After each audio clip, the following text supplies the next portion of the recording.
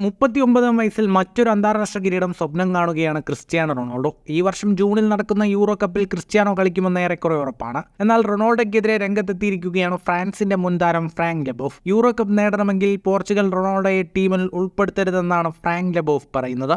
Euro കപ്പിൽ കിരീടം നേടാൻ സാധ്യതയുള്ള ടീമുകളിൽ ഒന്നാണ് പോർച്ചുഗൽ. അവർക്ക് കിരീടം നേടാനാകുമെന്ന് ഞാൻ കരുതുന്നു. പക്ഷേ ക്രിസ്ത്യാനോ റൊണാൾഡോ കളിച്ചില്ലെങ്കിൽ മാത്രമായിരിക്കും അത്.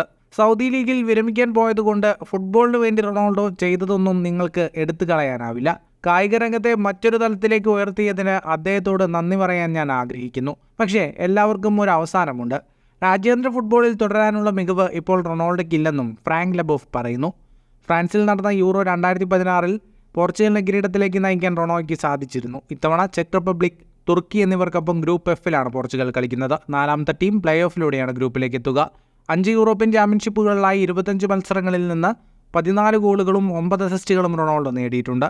ക്രിസ്ത്യാനോ റൊണാൾഡോ ഇത്തവണത്തെ യൂറോ കപ്പ് യോഗ്യതാ റൗണ്ടിൽ മികച്ച പ്രകടനമാണ് നടത്തിയത്. 9 യോഗ്യതാ മത്സരങ്ങളിൽ നിന്ന് 10 ഗോളുകൾ നേടി. മാത്രമല്ല പോർച്ചുഗൽ കോച്ച് റൊണാൾഡോയ്ക്ക് വലിയ പിന്തുണയും നൽകുന്നുണ്ട്. പ്രായമല്ല, കളിക്കളത്തിലെ മികവാണ് ടീമിന് ഇടം ലഭിക്കാനുള്ള യോഗ്യതയെന്നാണ് പോർച്ചുഗൽ കോച്ച് റോബർട്ടോ മാർട്ടിനസിന്റെ നിലപാട്. ഫുട്ബോൾ ലോകത്തെ കൂടുതൽ വാർത്തകൾക്കും വിശേഷങ്ങൾക്കുമായി സ്പോർട്സ് കഫേ ബോൾ തന്നെ സബ്സ്ക്രൈബ് ചെയ്യുക.